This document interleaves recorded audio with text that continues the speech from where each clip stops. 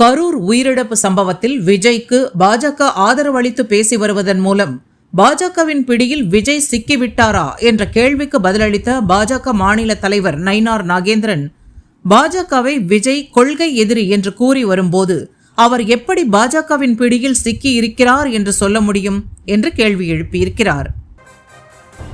கும்பமேளாவில் அது சம்பவம் எப்படி நடந்ததெல்லாம் உங்களுக்கு தெரியும், அந்த ஸ்டாம்பேட். ஆனால் அங்கே 64 கோடி பேர் மக்கள் வந்தாங்க. ஆனால் கரூரில் இன்னைக்கு பார்த்தீங்கன்னா 41 பேர் பரிதாபமாக செத்து போயிட்டாங்க. செத்தில் பார்த்தீங்கன்னா கணவனை இழந்த பெண் 10 வயது சிறுவனோடு வாழ்ந்துட்டு இருக்கிறாங்க.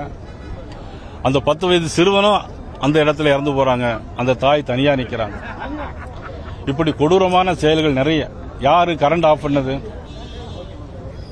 யாரு செருப்பு தூக்கி வீசினாங்க, காவல்துறை என்ன செஞ்சிட்டு இருந்தது, ஏன் இவர்கள் கேட்ட இடத்துல பெர்மிஷன் கொடுக்கல,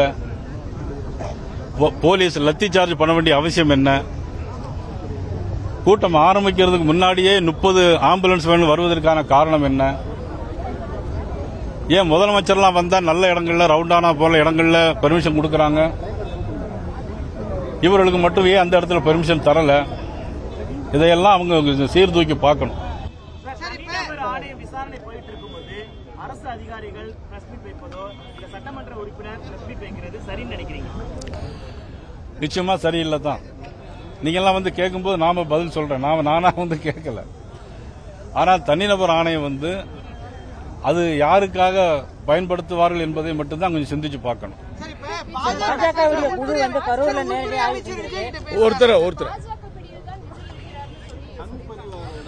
அதாவது நல்லா தெரியும் உங்களுக்கு. இந்த கேள்வியை தெரிஞ்சிருந்தே நீங்க கேட்கறீங்க.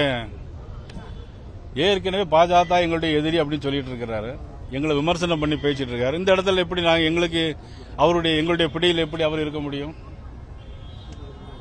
பாஜக குழு கரூர்ல ஆய்வு செஞ்சுட்டு போயிருக்காங்க. அடுத்த கட்டமா என்ன சார்? அந்த குழு அவங்க போய் என்ன எழுதி கொடுத்திருக்காங்க, என்ன முடிவு பண்ணிருக்காங்க பொறுத்து அதை சொல்ல முடியும்.